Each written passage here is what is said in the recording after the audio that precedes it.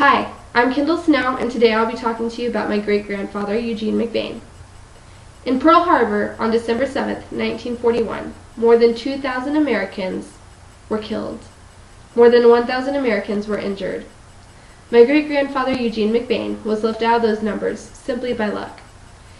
It is said that in America, one of the hardest times was around the time of the Great Depression and World War II. My great-grandfather survived both. Today I'll be discussing with you my great-grandfather's childhood, his move to Washington, his involvement in World War II, and his life after the war. Eugene McBain was born on February 22, 1920. He had two very loving and strong parents who lived in New York but decided to move to Kansas to take on the McBain family farm and to raise their own children. My great-grandfather always said that by the time he was 7 years old, he was always helping his father bale hay, milk the cows, and whatever else needed to be done.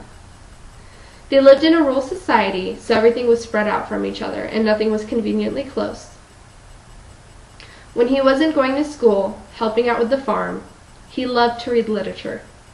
He had a younger brother who helped him out on the farm as well and gave him time to read, but his brother ended up dying of influenza. His family was heartbroken, but they knew that rougher times were ahead. In 1930, the Dust Bowl hit America and devastated many families and farmers.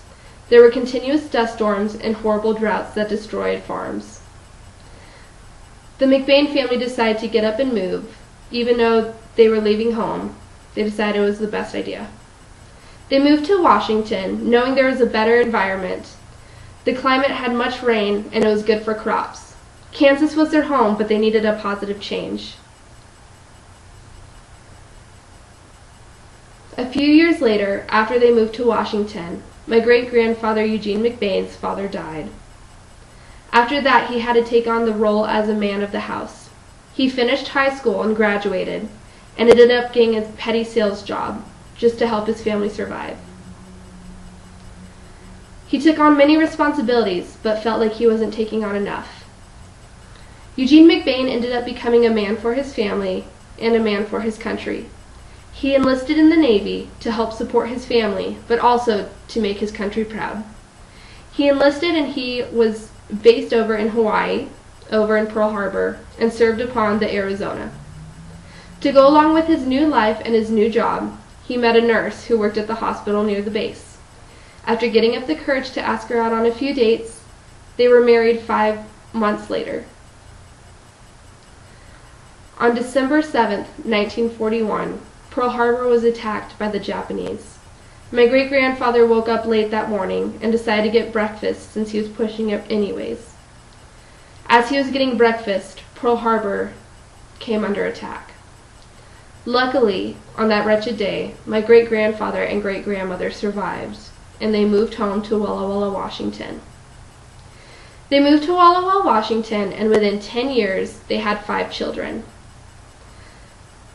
Eugene McBain became a broker at a bank, while Shirley stayed home and took care of their family and raised the family. Even though they were comfortable and settled into their new life, they knew that nothing could be perfect for a while. One day when Shirley was at the supermarket and driving home, their youngest, Danny, fell out of the car and died on impact. With the death of his father, his brother, and now his son, Eugene went into a depression. Thanks to the war, he ended up getting post-traumatic stress disorder. He became a very private and quiet man, but he was honorable and always helped out his family. Eugene McBain passed away from cancer in 2007. Although Eugene passed, his legacy will live on through his stories and his family. It is said that greatness is almost impossible to achieve, but for the McBain family, Eugene was an exception. Today I have shared with you my great-grandfather's childhood, his move to Washington, his role in World War II, and his life after the war. On December 7, 1941, in Pearl Harbor, 2,388 people were killed. I am proud to say that my great-grandfather survived and created a legacy for his family and for everyone else who knew him. Thank you.